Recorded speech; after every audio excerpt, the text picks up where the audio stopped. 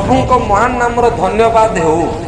दिन प्रतिदिन पिता परमेश्वरଙ୍କ पवित्र धर्मशास्त्र वाक्य शुणुथिबा प्रभुଙ୍କ प्रिय लोक मानू ख्रीष्ट प्रेम रे नमस्कार। आसंतु आजिर प्रतिश्रुति वाक्य पठन करिबा। धन्यवाद करू करू ताहांक द्वार रे ओ प्रशंसा करू करू ताहांक प्रांगण रे प्रवेश कर। ताहांकर स्तव कर ओ ताहांक नामर गुणानुवाद कर। गीत संहिता 100 अध्याय 4 पद। वाक्य बुझिया पाई वाक्य अनुसार चलिबा पाई प्रत्येकଙ୍କୁ प्रभु साहाय्य करंतु।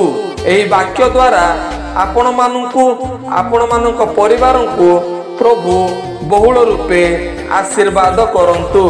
धन्यवाद। आमेन।